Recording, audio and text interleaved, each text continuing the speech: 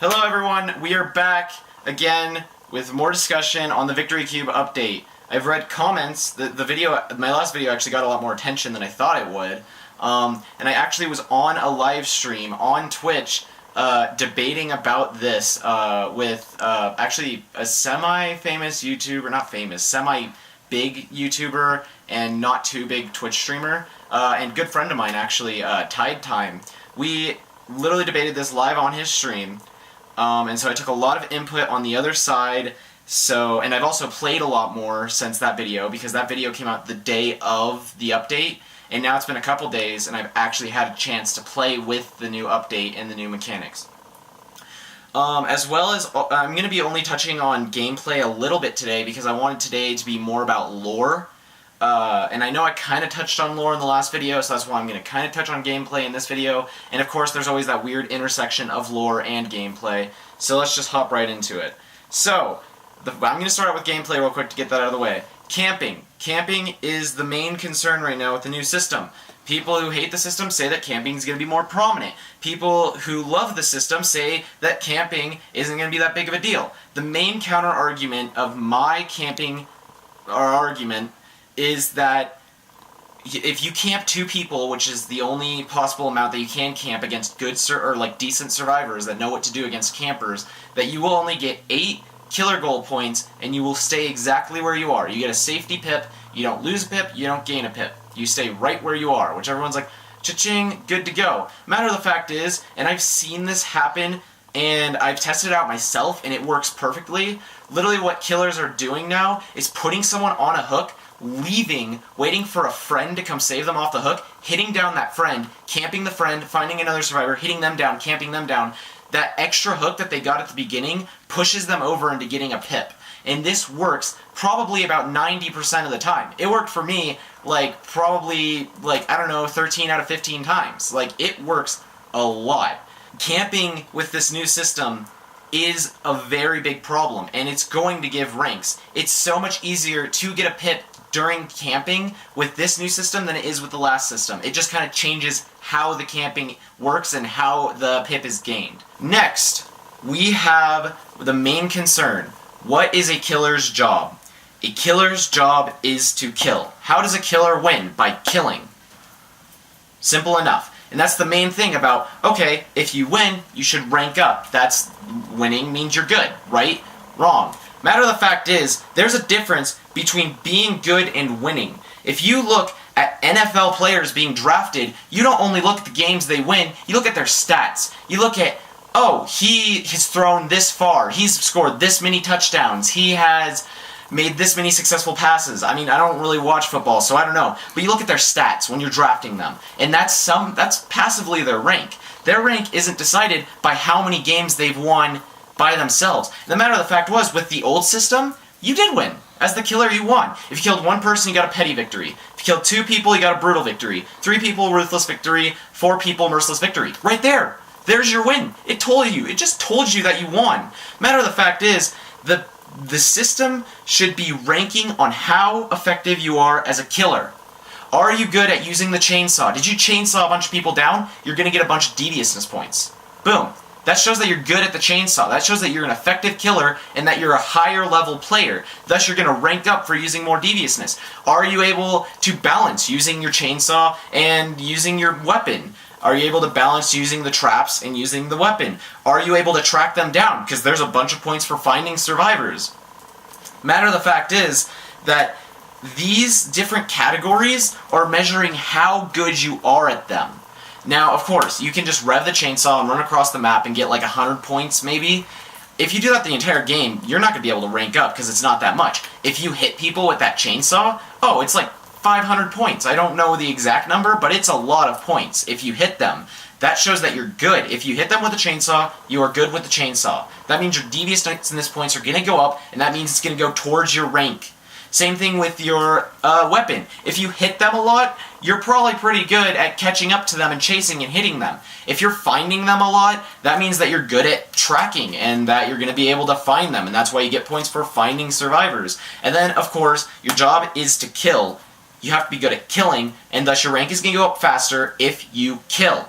Matter of the fact is, with this entire thing, is there's a difference between winning and how effective you are as a killer. Now, a lot of people freak out when I say this because it sounds contradictory. This game is not about killing. It's really not. It's called Dead by Daylight, not dead in the first 3 minutes of the game.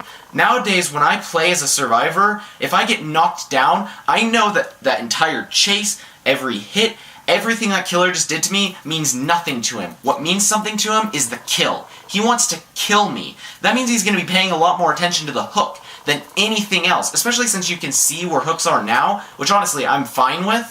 But with this new system, he's going to be watching me. He knows exactly where that hook is now. If he sees that I just got off the hook, he's going to bolt right back there because he doesn't care about points. He cares about getting a kill. And then in the end, and this is super subjective, and this is the saying it's subjective is the counter argument to my argument I'm about to say, is that what makes this game fun isn't the killing, it's the chase. It's about having an intense game, coming so close, and then pulling through at last second. And sometimes you don't pull through. That's life. That's how it works. Matter of the fact is, it's not only about killing. It's never been only about killing. It never has been, and it shouldn't be about just killing.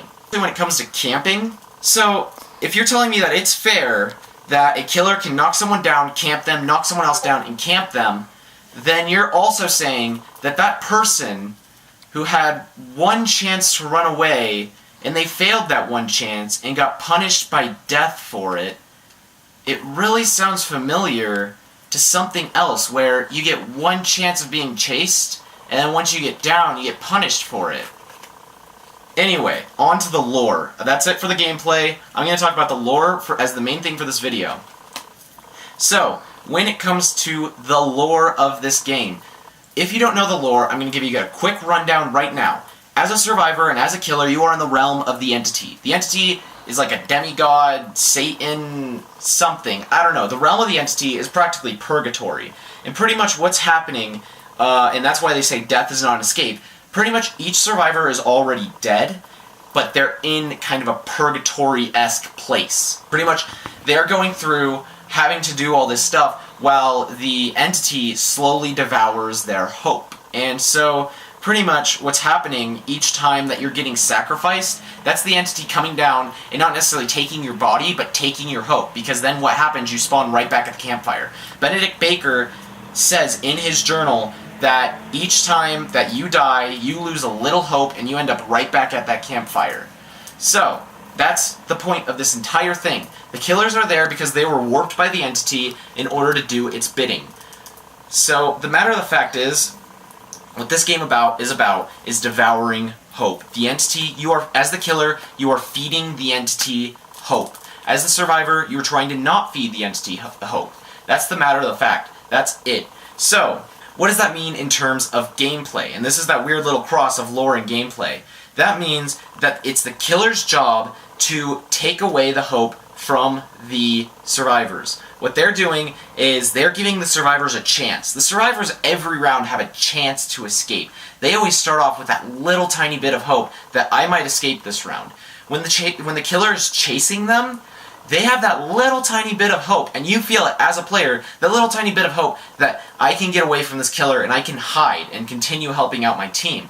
Each character has that, and this is why the killer and the survivor both get rewarded for the chase, because it's building up that hope. It's giving the survivors hope that the entity can later eat, can later take away from them. Because that's what this entire thing is about. It's about building up their hope and taking it away from them, making them think they can escape, but at the very last second, they don't, and that hope is gone. It's been devoured by the entity. That's why every time they get hit, that's a little bit of hope they've lost. Every time they fall onto the ground, that's a little bit of hope they lost. But at the same time, everything you do in this game is centered around the survivors getting hope. Because if you just wanted to take away their hope, you just throw them on the ground and kill them, like a Mori, only every single time. But why do we sacrifice? We sacrifice. We have to go through this giant sacrification process that involves us running around, smacking them down, putting them on our shoulder, taking them to a hook, putting them on the hook, waiting up to 60 seconds for the entity to come and devour their hope.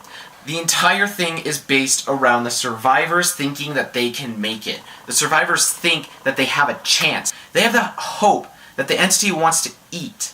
So you get chased around. You have that hope that you might get away. You get smacked on that ground. You get smacked on the ground. You can still recover and try to get away to your friends. Sometimes the killer gets distracted and you're able to go and hide until somebody's able to come and heal you up. You always have that little tiny bit of hope. When he puts you on his shoulder, you get to struggle. You get to struggle. There's the hope that you just might get off that shoulder. When you get put on the hook, you have that little tiny bit of hope that somebody's going to come and save you off that hook. With this new system, it completely ignores that entire buildup of hope and cuts straight to the killing. The killers are not about killing, necessarily. Yes, they're called killers. They're meant to kill. But the thing is, they're servants of the entity that are supposed to build up that hope, and they should be rewarded for that hope.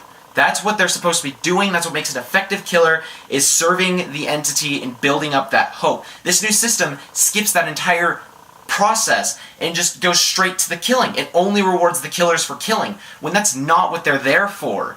Yes, they're there to feed the entity, but they're there to feed the entity by building up that hope and taking it away from them. That's how they feed the entity. That's how the entity eats. Now you might be thinking, well, sometimes I can still pip with the old system when I didn't get any kills, and that didn't technically feed the entity, because, there's the summoning process, that first part where you can try to get off the hook. There's the struggle process where you're struggling, spamming that space bar, and then there is the eating process where they eat, where, it takes it, the sacrificing process. And you're sitting there thinking, well, but they didn't actually kill and feed the entity at all. However, each time that the survivors get away, they spawn right back at the campfire. There they are again. They had that hope, and they got away. And they're like, wow, I got away. I can do this. I can get away every time now.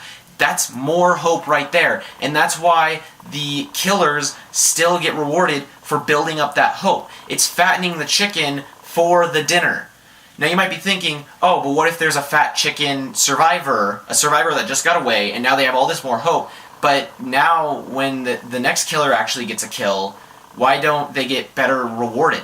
Well, hope isn't a physical thing you can see. I used the fat chicken analogy, but that just is an analogy. Hope isn't something you can see. The entity doesn't have to tell the killers how much hope that it was able to devour from this survivor. The entity just has to tell the killer and reward it correctly for the fact that it killed, because the killer doesn't know that was an extra fat chicken. Hope isn't something that you can see. When it comes to each survivor, they all have that little bit of hope that they can escape. Fang Min, she made it a competition. She realized that there's no way out, but she doesn't care. She made this a competition. She wants to win. She has that hope that she's gonna win. Bill was left for dead. He was willing to sacrifice it all for his friends, for his team. He's always got that little bit of hope that he'll be able to get his team out of this, no matter what he might be able to do. Ace ran out of luck. He still has that hope that he just has that little tiny bit of luck to get out of here. All of them have hope in their own way. This entire thing is centered. The entire game is centered around the survivor's hope. Benedict Baker is no longer in the game because he ran out of hope. He gave up. Now, obviously, there's theories that Benedict Baker might be the next killer and or a later killer, but the more accepted theory is that he's just gone because he ran out of hope. This entire thing is not about killing. It's about building up that hope and taking it away. And this new system says that it's only about killing, and it's not only about killing. It is about building up that hope and taking it away at the very last second when they think they just might make it. If you're put on a hook and you're sitting there being camped, you don't have hope. You shouldn't be rewarded for that. But you get rewarded the same. The killer now gets rewarded the same amount for a camp as they would any other kill. So why not camp then? But that's not the point of the game. The point of the game is to chase them around. The point of the game is to hit them with your chainsaw, or trap them in your traps, or ambush them with your invisibility, or blink towards them and hit them, or stalk them, or set your teleport things, or zap them, and blah blah blah. It's not about the killing, it's about the chase, it's about the hope, it's about that. But with this new system, it rewards for camping. It does. The old system, you might get some extra points for chasing them and hitting them, but the matter of the fact is, you don't get rewarded as much for a camp in the old system as you do for this system. For this system, you get a fourth of the total possible killer goal points that you could get. A fourth of it. That's a fourth of a double pip that you get for camping. That's a lot more than before. Now, a lot of people say that there's the doctor, where you can run around and you can zap people, and you can zap people, and you can zap people, and you cannot hit a single person, but you get full chase points and full deviousness points, and you pipped, even though you didn't kill a single person. The matter of the fact is, that's something on the doctor. Don't punish all killers for that. Maybe with the doctor, since there's madness tiers up, because you get 100 points for shocking them, you get like 250 points for madness tiering up. Maybe debuff that. Maybe instead of getting 100 points for just shocking them, get 50 or 25 points for shocking them, and then give like 300 points for madness tiering up, or even 200 points, still the same for madness tiering up, because it's harder to make their madness tier up, and their madness tier up stays at 3. It can't go above 3, so you can only get so many of those madness tier ups at a time. So if you make the shock value significantly less for just sitting there shocking them, like significantly less, then they're not going to sit there shocking them anymore because it's not going to be worth it. That's something on the doctor. That is not something on all killers. It takes skill to get points with the other killers. Yeah, you get 100 points for setting a trap as a trapper, but that's still not very much, and it takes time, and time is precious. It takes time to set traps, and time is precious. The hag can also set traps, but she gets 50 points each. That's not very much. The hillbilly gets very low points unless he actually hits someone. The wraith gets very low points unless he hits them within a certain amount of time of becoming uninvisible. It's all these things that it shows skill. You need skill to get actual deviousness for it. The doctor is a fair fight. I'm not gonna make that fight say that you should be able to play as the doctor and zap people and do all that all game and still pip even though you didn't kill anyone. No, that's stupid, and I admit that. It's a matter of that's on the doctor. That's not on all killers. We need to debuff the doctor for that. This system isn't going to work perfectly if we have that going around. The next concern is friendly killers. That's completely unrealistic. That has nothing to do with the lore. Why would a killer ever be friendly? The matter of the fact is that a killer can smack someone down, put them on the shoulder, let them get off the shoulder, smack them down, put them on the shoulder, let them get off the shoulder, and both parties are benefiting from that thing, causing friendly killers. You don't find friendly killers every game. You're going to find that here and there. And even if you do, that killer who's obviously not good enough to just pip by himself is now going to pip up to a rank that he's not going to be able to win at, and he's going to pip right back down. Because he's going to be at a rank where he can't deal. And he's going to get to a rank, especially at higher ranks, there are no friendly killers at higher ranks, because nobody there is about to mess with killers. They're competitive up at higher ranks. If you get up that higher rank, they're not going to be friendly with you. Whether a survivor or a killer, they're not going to be friendly. Friendly killers aren't as big of a problem as people are making them out to be. It's just one of the straws that they can grasp at to use against you. Matter of the fact is, you just don't run into them that often. And if they say that they run into them like super often, then challenge them on it. Say, well, I personally don't. I don't think you do either. You could just be saying that. I mean, obviously, I could also just be saying that I don't run into them that often, but if you're being completely honest with yourself, you don't run into them that often. Okay, back to gameplay a little bit. This new system is significantly easier to rank up in, and it's going to cause killers to go against survivors that they're not going to be good against. If you get a merciless victory where you kill all 4 survivors, you double pip. Matter of the fact is, okay, I need to stop saying matter of the fact, because I say that a lot. Matter of the fact is, that I keep saying matter of the fact is, and somebody actually tried to use that against me in the comments of the last video. Really? Yes, somebody was like, matter of the fact is, it's like, you got me. My entire argument means nothing. Got me there. Matter of the fact is, if you say matter of the fact is too many times, okay, this new system is super overpowered for the ranking of killers. If you get a merciless victory, you double pip. Before, it was really hard to double pip. I double pip maybe once every week, if not every 2 weeks, because, well, I'm a pretty neutral player. As a survivor and a killer, I stay anywhere between rank 8 and 14. That's usually where I end a season. 8 being very good season for me, and I don't reach that very often. 14 being the worst season I can have. But I'm always somewhere in that range. I'm a very neutral player. I don't play high-end and I don't play low-end. I'm pretty much smack dab in the middle. My point in this whole thing is that I am neutral. I'm not biased for lower rank people. I am not biased for high rank people. I am right in the middle where most Dead by Daylight players are and should be. Rank 1 should be hard to get to, very hard to get to for both sides. It's supposed to be for the #1 people in the world. They're supposed to be the #1 players in Dead by Daylight. So how it might affect the upper region may not be the same way it affects the lower region. This new system rewards the upper region for killing more, because at that point, pips don't mean as much. If you lose a pip at a high rank, you're probably going to get that pip right back in the next 2 or 3 games. I'm talking about the neutral here, the middle, where most Dead by Daylight players live. At these levels, it is easier to get merciless victories than it is to double pip with the old system. I get a merciless victory at least once per sitting with the game, and that's like maybe a 1-hour sitting. If I play for like 3 to 4 hours, which I tend to do, I'm gonna probably get a merciless victory like 4 or 5, maybe 6 times, because merciless victories aren't as hard to get as showing that you can use each part of being a killer correctly. This is not a actual measurement of their rank. It is a measurement of how much they win. It is not the effectiveness of a killer, it is how much they win. And these are supposed to be 2 separate things. Your rank decides how good you are, your win streak decides how often you win, and they're 2 separate things. Anyway, that's it for today. I don't know why I was holding this fan pretty much the entire time.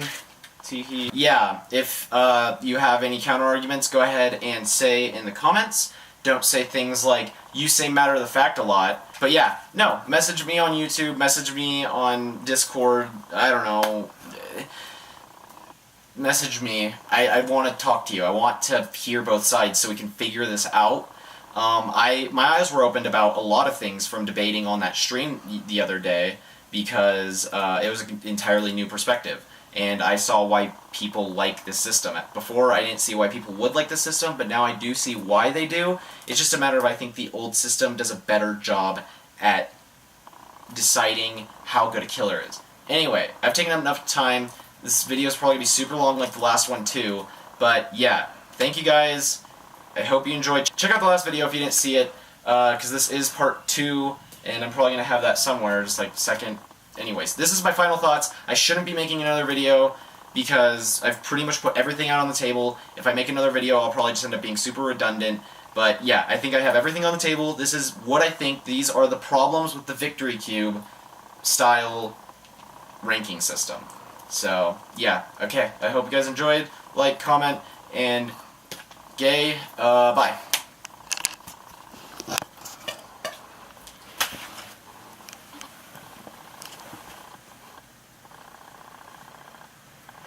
thật lòng thương hiệu.